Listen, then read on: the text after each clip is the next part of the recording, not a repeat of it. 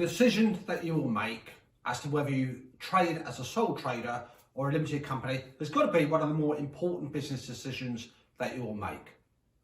Many business owners, many solopreneurs, many people who work with others will have that decision that they've got to face about what should their business form, what should their business structure be. Hi folks, my name is Mahmood. I'm an accountant in practice of over 26 years. I work with a good strong team here providing a variety of support and advice to businesses of a variety of complexities and shapes. Now in this short video, I'm going to talk you through the key differences between a sole trader and a limited company, and hopefully you'll take something from that to help form a decision as to which direction that you go. Let's first of all look at those different terms that I've introduced here. So what is a sole trader? Well, a sole trader is as it implies. It's you working on your own account.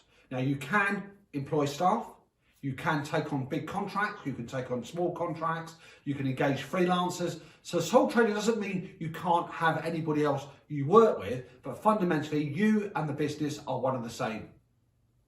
Now a limited company, once you create a limited company, once you go through that birth process of completing the requisite forms, the procedures, becomes a person in its own right, and it's separate from you. So whether you are a big, large British Telecom, whether you are a large multinational or a small, humble company, in reality, that company is a person separate from you as the individual. Does it really make a difference in terms of, is there much of a difference between the two? And there certainly is. So the differences between those two types of businesses affects the records that you'll be keeping. It will affect the rules and regulations that apply to you. It will affect how much tax you've got to pay. Kind of get away from that. So it will affect how much tax you've got to pay, but also it will affect your tax planning opportunities to reduce the amount of tax that you can legally pay. It will affect personal responsibility, personal protection.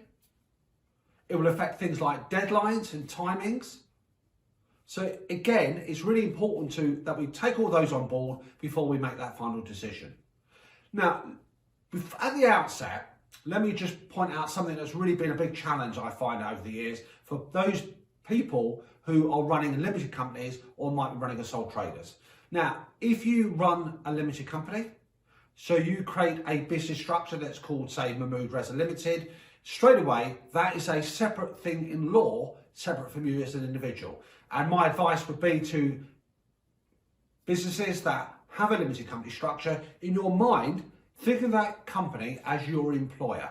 It's completely separate from you. So when you keep the records for that business, you're keeping the records typically for that limited company, not for your own personal situation. When it comes to sending in accounts, you're sending in accounts for that company, not for you. When you're looking at the tax, you're looking at company tax. More of that next week, by the way, and I'll give you more on that at the end of this video. Now, when you're a sole trader, in reality, the law and the tax office see you as one of the same people. So when you prepare the accounts for that business, it's actually assessed as your individual responsibility. It's assessed to a different type of tax. The records that you keep are also for that business, but in reality, they are ring-fenced to you.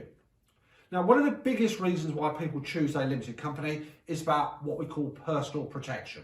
Now, I don't mean anything in terms of PPE wear or clothing or hard boots or caps, but it's about if something goes wrong in your business. Now, as far as life can be, something will always go wrong. And therefore, if it does go wrong, if you operate as a sole trader, your personal assets are at risk.